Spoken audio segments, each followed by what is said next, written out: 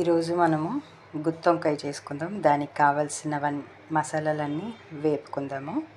ముందుగా కొంచెం ఆయిల్, ఓ table spoon శనగపప్పు, ఇంకో టేబుల్ స్పూన్ మినపప్పు, వీటిని సిమ్లో పెట్టుకొని వేపుకుందాం.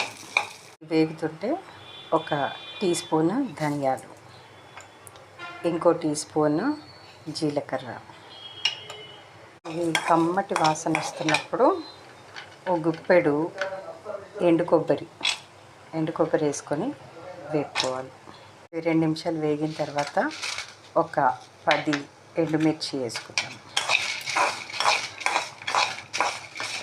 వేగుతుండగా హాఫ్ టీ స్పూను ఈ యొక్క మెంతులు వేసుకుంటాం. అట్లాగే ఇంకొక హాఫ్ టీ స్పూన్ సోంపు. వేగుతుంటే కమ్మటి వాసన వస్తూ ఉంటుంది. ఆ టైంలో ఒక 5-6 వెల్లుల్లిపాయలు, ఈ మసాలాకు తగినంత ఉప్పు కూడా వేసేసుకొని గ్రైండ్ చేసుకుందాం. మళ్ళీ మసాలాల్లో ఉప్పు లేకుండా బాగుండేది కదా, ఉప్పు వేసుకుందాం. ఇప్పుడు వేయించుకున్నదంతా మిక్సీ జార్లో వేసుకొని, నేను ఈ పావు స్పూను, అంటే చాలా చిన్న స్పూను, ఈ స్పూన్ కొంచెం పసుపు కూడా, ఫ్రెష్ 300 గ్రామ్స్ వంకాయలు, లేత వంకాయలు తీసుకొని కోసుకొని పెట్టుకుందాం.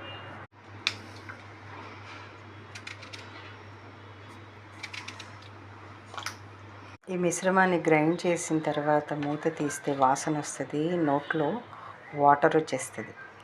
ఇంత చక్కగా టేస్టీ ఫిల్లింగ్ ఎట్లా చేసుకోవాలో చూసుకుందాము. 4 వక్కలు కోసుకుంటాం కదా, మధ్యలో చక్కగా పూరించి వేసి ఇట్లా ప్రెస్. కాకపోతే దీనికి ఆయిల్ కాస్త ఎక్కువ పడుతుంది, వెడల్పుగా ఉంటుంది కదా, ఆయిల్ కాస్త ఎక్కువ పడుతుంది.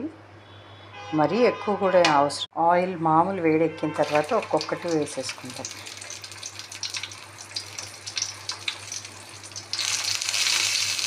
అన్నీ వేసేసుకున్న తర్వాత యాక్చువల్గా నేను తీయలేకపోయినాను, మర్చిపోయినాను. ఇట్లా బట్టతోటి 2 సైడ్స్ పట్టుకొని, ఇవి చిన్నగా వేగుతుంటాయి కదా, పైనుంచి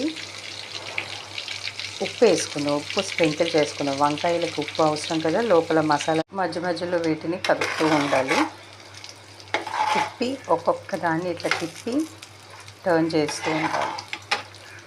ఇవి కంప్లీట్గా అన్ని సైడ్స్ వేగిపోయిన తర్వాత వీటి టెక్స్చర్ ఇట్లా ఉంటుంది, మెత్తబడిపోయి ఉంటాయి. సో ఈ టైం ఇవి వేసిన తర్వాత ఎక్కువసేపు రోస్ట్ అవసరం లేదు, ఒక 30 సెకండ్స్ అయితే చాలు. ఎందుకంటే ఆల్రెడీ దీన్ని రోస్ట్ చేసే ఫిల్ చేసినాం కాబట్టి ఇది ఎక్కువసేపు అవసరం.